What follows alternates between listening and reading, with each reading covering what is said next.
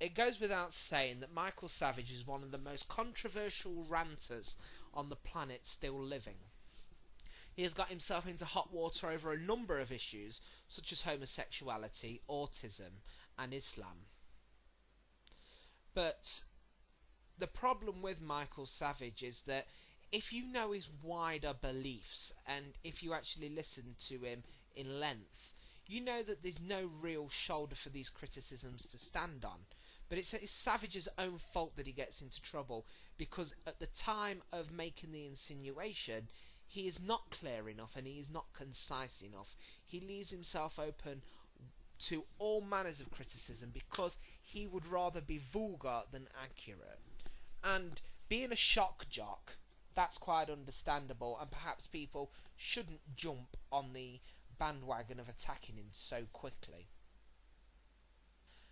Being a shock jock, his critics have got to realise that, in a sense, this kind of vulgar statement that he makes, or should I say this vulgar formula of his, that results in many dodgy statements, is an attempt perhaps to seek attention. And I don't know, I'm sure Media Matters know the answer, but perhaps whenever he makes these controversial statements and all the media start talking about it, that perhaps his viewership goes up.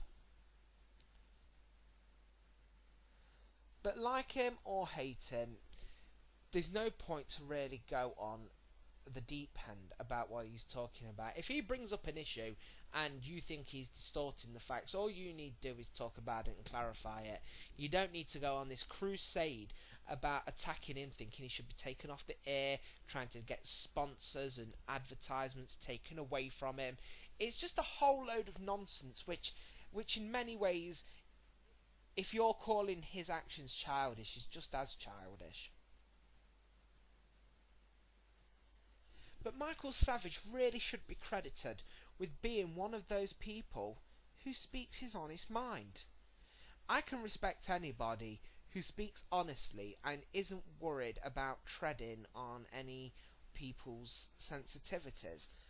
Now, okay, I'm not promoting being an insensitive person, but for the job he's doing, journalists can start being quite delicate and treading around the issue. And when you look at newspapers like the Daily Mail and the Sun here in Britain, you see a lot of covert action where they know they're not allowed to say certain things in a certain way, but they still want to get the message across. And these points that they want to make are just as bad, if not worse, than the things that have dropped Michael Savage in hot water.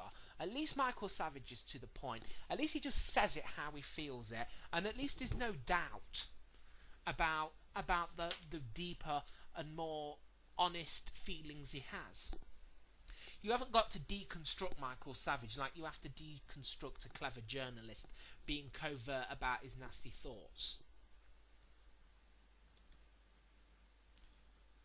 And of course, Michael Savage is always going to have this edge to him because he is a shock jock.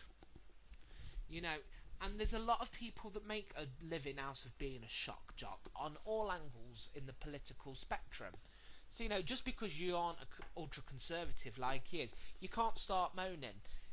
I think a lot of the complaints about Michael Savage come from the fact that he's flipping good at what he does. He knows what he's saying and he knows how to get that point across. And he knows how to shout over people. He's far better than Bill O'Reilly at that. That's the nature of who he is and what he does. If you don't like that, don't tune in. I mean, anyone that's tuning into Michael Savage or Rush Limbaugh or any of these radio talk hosts, I'm not just talking about the conservatives there, I'm talking about the liberals.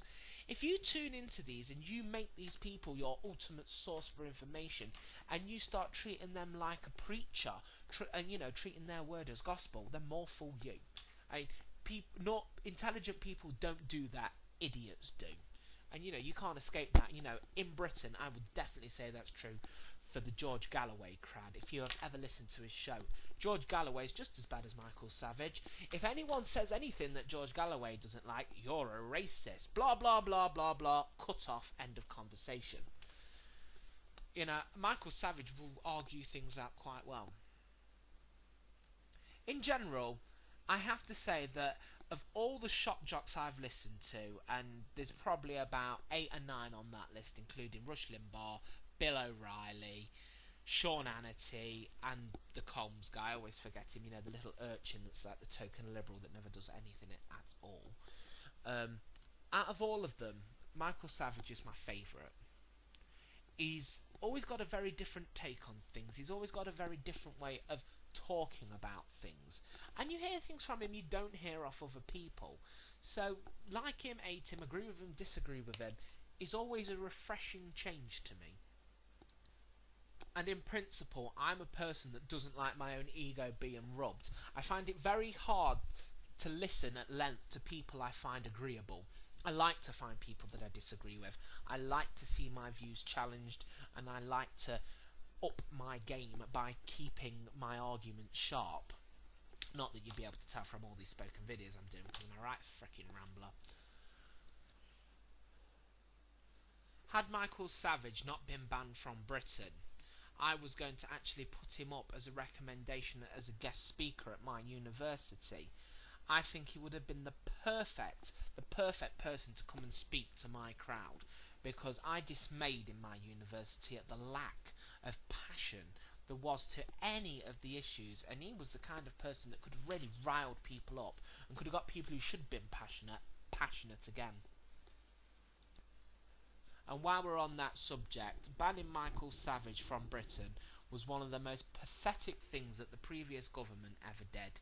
There was absolutely no need to do it, and everybody knows that Michael Savage was a token white. He was just one of those people that was picked out to make sure that this banned from Britain list wasn't wholly Muslim. But for fans of Michael Savage who live in America, let me just explain how odd Michael Savage is to a Brit. You see, over here, whilst we do have our shock jocks to an extent, they could never get away with the things that Michael Savage does. We just don't have journalism like this in our country. We have a channel called TalkSport, a radio channel in which people appear on, but they have to be very careful because they get sanctioned very quickly for stepping the mark.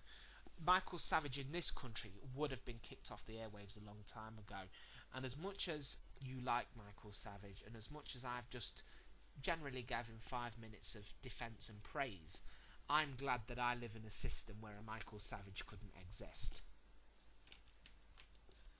I find it fascinating looking at America because we don't have it in this country, but at the same time it's just something that I don't think is necessary because it causes a lot of problems, it causes a lot of rifts, and what Michael Savage does and what any of the jocks do, be it liberal or conservative, is not constructive, it is counterproductive.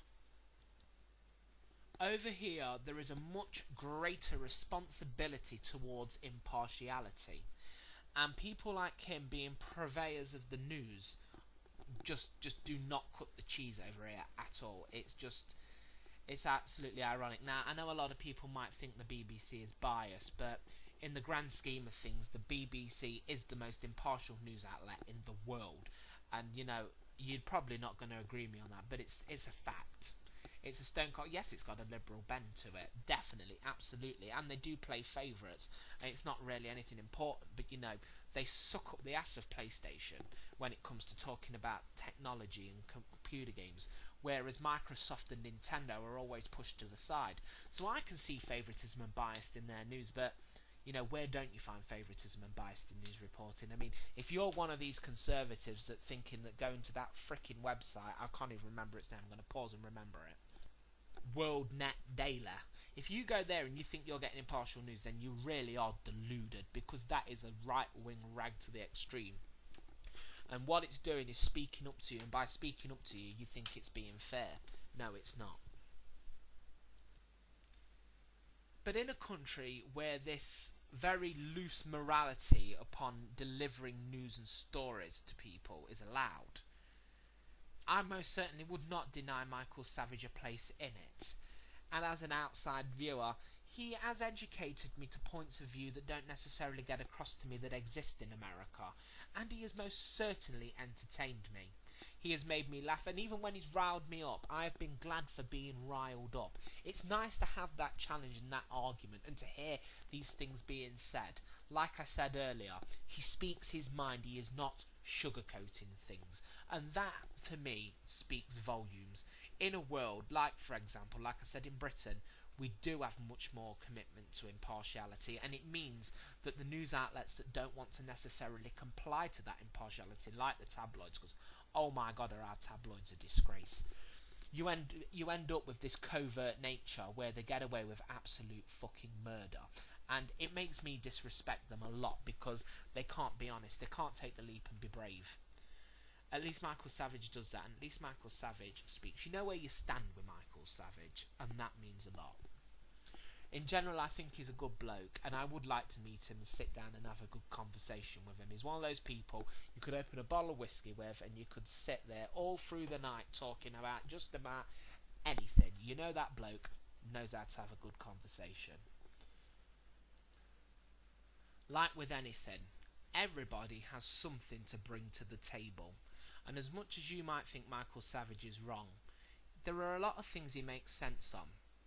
And as reasonable people, we should be able to take a look at a person and say, well, look, I don't agree with this, that, and the other, but you make a good point there, and I didn't think about that, and thank you for making me think about that.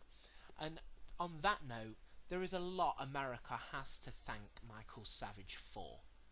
Because even on all the controversies that he has caused, he has brought these issues out into the open for greater discussion, like autism.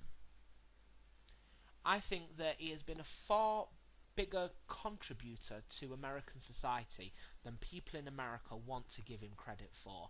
And with his massive fan base, it is time that people treat him a little bit more seriously and listened.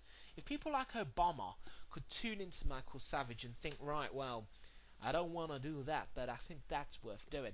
That's the solution. It's the same here over here in Britain with the BNP. Everyone wants to label them as racist, covert fascists. But, you know, they do make some good points. And if you want to deal with these people, you got to be reasonable, and you are being absolutely unreasonable if you completely dismiss everything they've got to say because of a few things you really didn't like. Everyone's got something to bring to the table, and Michael Savage brings plenty.